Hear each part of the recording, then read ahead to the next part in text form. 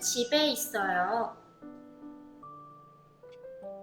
폴, 무슨 일 있어? 너 오늘 우울해 보이는데? 친구들도 보고 싶고 공원에 나가서 놀고 싶어요.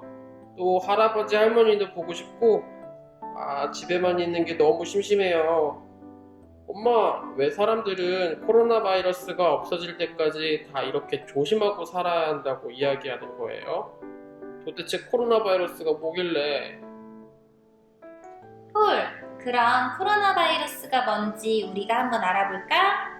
폴의 엄마는 학교 선생님을 떠올리고 선생님께 전화를 걸었어요. 선생님, 안녕하세요. 폴이 코로나 바이러스랑 우리가 이렇게 조심하고 지내야 하는 것에 대해 너무 궁금해해서요. 선생님이 도와주실 수 있나요? 선생님이 대답했어요. 안녕하세요, 어머니. 제 생각엔 바이러스에 대해서 잘 아시는 분이 설명해 주시는 게 중요한 것 같아요. 제 친구 과학자 마리아처럼요. 마리아가 코로나 바이러스에 대해 잘 설명한 영상을 만들었어요. 제가 링크를 보내드릴게요. 선생님 말씀이 맞아. 이럴 때는 바이러스에 대해 잘 아는 전문가에게 이야기를 듣는 게 중요해. 폴의 엄마는 스마트폰에서 영상을 재생했어요. 안녕하세요. 제 이름은 마리아예요. 전 과학자랍니다. 많은 사람들이 저에게 지금 유행하고 있는 코로나 바이러스에 대해서 문의를 해서 몇몇 질문들을 모아 짧은 영상을 만들었답니다. 자, 그럼 처음부터 시작해볼까요? 작년 말 중국의 우한이라는 도시에서 일어난 일이에요. 의사 선생님들이 열이 있고 기침을 하며 숨쉬기 힘들어하는 환자들을 발견했어요. 환자분들 기침하세요? 환자들은 점점 많아졌고 과학자들은 이 병의 원인이 무엇인지 찾기 시작했어요. 과학자들은 이 병이 코로나 바이러스에 의한 것임을 찾아냈고 이 바이러스는 폐와 같은 호흡기에서 발견되었어요. 코로나 바이러스는 사람이나 동물에 흔하게 감염되는 여러 가지 코로나 바이러스를 포함하는 아주 큰 그룹이에요. 그리고 모든 바이러스는 눈에 보이지 않을 정도로 아주 작답니다. 코로나 바이러스의 이름은 전자현미경으로 바이러스를 관찰했을 때 바이러스의 모양이 태양의 일식이 일어날 때 보이는 완광 모양의 코로나와 비슷하다고 해서 코로나 바이러스라고 불리게 되었어요. 코로나는 라틴어로 왕관이란 뜻이에요.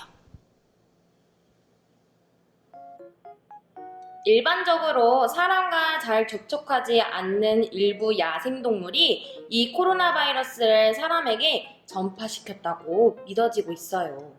이러한 야생동물을 사냥해 시장에서 판매하는 과정에서 일어날 수 있는 거지요. 이런 야생동물 중 하나에 있는 바이러스가 사람으로 뛰어넘어 그 사람을 감염시킬 수 있어요. 우리는 아직 어떤 동물이 사람에게 바이러스를 퍼뜨렸는지 정확하게 모른답니다. 바이러스가 사람과 동물을 오가며 감염시키는 것을 종을 넘어 감염된다고 해서 종간 감염이라고 불리고 거의 일반적으로 일어나요. 그러나 대부분의 경우 바이러스는 감염된 사람에게서 증식이 되지 않아 질병을 일으키지 않고 그냥 없어져 버려요. 그러나 간혹 바이러스들이 사람에게서 아주 잘 번식하기도 해요. 그것이 바로 이 신종 코로나 바이러스의 경우예요. 과학자들은 이 새로운 코로나 바이러스의 이름을 이렇게 지었어요. 이 바이러스는 사람에게 감염된 새로운 바이러스이기 때문에 우리의 방어세포인 백혈구는 코로나 바이러스에 대한 방어 준비가 되지 않아서 공격하는 방법을 몰라요. 우리 몸속의 백혈구는 매일 우리 몸을 순찰하고 우리를 아프게 할 수 있는 미생물을 파괴하는 역할을 해요. 그러나 백혈구들이 침입한 미생물에 대해서 잘 모를 경우에는 그들은 어떻게 싸워야 하는지를 배워야 하겠죠. 그래서 백혈구들은 사령본부에 전화를 해 어떻게 새로운 바이러스를 파괴시켜야 하는지에 대해 물어보게 돼요. 이것이 사스 코로나 바이러스 2에서 일어나는 일이에요. 그동안 중국에서는 바이러스가 사람에서 사람으로 퍼지기 시작했어요. 일부 감염된 사람들은 자신이 바이러스를 가지고 있는지 모른 채 다른 나라로 여행을 하기도 했고요. 코로나 바이러스는 아주 빠르게 퍼졌기 때문에 곧 전 세계의 의사와 병원이 수많은 환자들을 돌보아야 했어요. 그래서 우리가 집에 있어야 해요.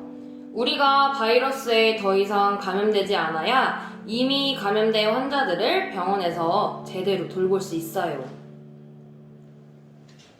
사스 코로나 바이러스 2가 어떻게 감염되는지를 이해하는 것이 아주 중요합니다.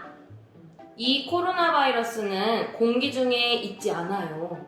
만약 코로나 바이러스 환자가 우리 가까이에서 기침이나 재채기를 한다면 바이러스에 감염될 수 있어요. 코로나 바이러스로 아픈 사람이 기침이나 재채기를 할 때 나오는 침방울을 따라서 이동한답니다.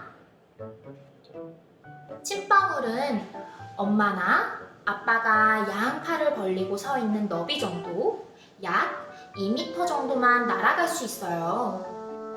바이러스로 아픈 환자와 친구 사이에 양팔을 벌린 어른이 서 있다고 생각해보면 그 너비가 침방울이 우리 친구에게 닿을 수 없는 충분한 공간이에요. 그러나 침방울은 여러분 주변에 많은 곳에 떨어질 수 있어요. 테이블, 컴퓨터, 난간이나 핸드폰 같은 곳에 바이러스는 잠깐 동안 살아있을 수 있어요. 만약 이렇게 바이러스에 오염된 곳을 만지면 혹은 손으로 입을 막고 기침이나 재채기를 한 사람과 악수를 하게 된다면 코로나 바이러스는 눈, 코, 입을 통해서 우리 몸으로 들어갈 수 있기 때문에 악수한 손으로 자신의 얼굴을 만지면 감염이 될 수 있어요. 아하! 그래서 기침이나 재채기를 할 때는 티슈를 사용하고 뚜껑이 있는 쓰레기통에 버려야 하는 거군요. 맞아요. 만약 티슈가 없으면 팔을 이용해 입을 가리고 재채기를 할 수 있어요. 배트맨처럼 말이죠. 이렇게 하면 우리는 다른 사람에게 바이러스를 전염시키지 않을 수 있어요. 그리고 우리가 왜 손을 자주 그리고 잘 씻어야 하는지에 대한 이유도 되지요. 비누칠을 해서 손 전체를 문지르고 자주자주 씻어야 해요. 이 코로나 바이러스는 어떻게 질병을 일으킬까요? 이 바이러스로 인한 질병을 이렇게 불러요. 코로나19.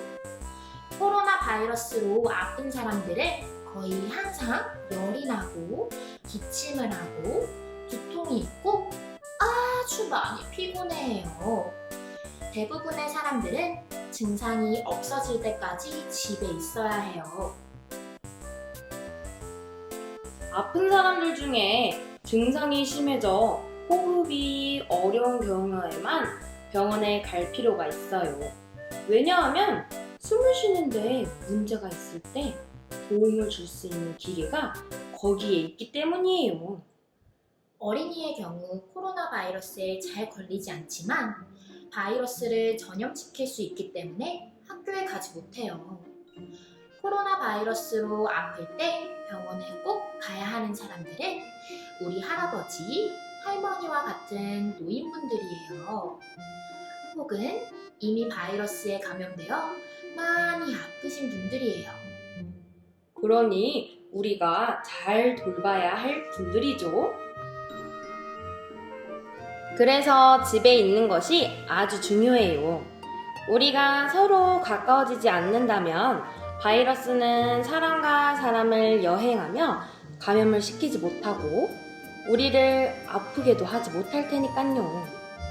또한 의사 선생님들이 가장 아픈 사람들을 돌볼 수 있는 시간을 주고 병원에 꼭 있어야 할 사람들을 위한 공간을 마련해주기 위해서예요. 간호사, 의사 선생님들은 아픈 사람들을 돌보기 위해서 매우 열심히 노력하고 계세요. 전 세계 과학자들은 코로나 바이러스와 싸울 수 있는 치료제와 백신을 만들기 위해서 정말 많이 노력하고 계세요.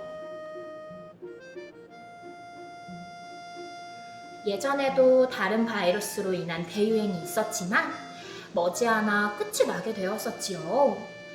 우리는 우리의 백혈구가 다른 바이러스나 미생물에 대항해 싸웠던 것처럼 사스 코로나 바이러스 2에 방어할 수 있는 방법을 배울 수 있도록 기다려야 해요. 모르는 것에 대한 두려움은 때때로 코로나 바이러스가 만들어내는 피해보다 더 나쁠 수 있어요. 이제 이 영상을 보고 어떤 일이 일어나는지도 봤고 어떻게 도울 수 있는지도 배웠어요. 집에 있으면서 친구들이 이해하고 조금 더 참을 수 있게 아주 잘 설명해 주세요. 영상이 끝나고 폴은 더 이상 우울하거나 걱정해야 하지 않았어요. 이제 알았어. 우리가 집에 있으면 바이러스에 감염될 가능성이 줄어들고 그렇게 하면 우리가 감염되었는지 모를 때도 다른 사람들을 보호할 수 있는 거구나. 난 나중에 커서 과학자가 될 거야. 엄마도 너는 훌륭한 과학자가 될 거라고 생각해. 그럼 엄마랑 같이 축하 케이크를 만들어 볼까? 야호! 잠시만 기다려주세요. 루이스와 소피에게 아주 중요한 것을 알려줘야 하거든요.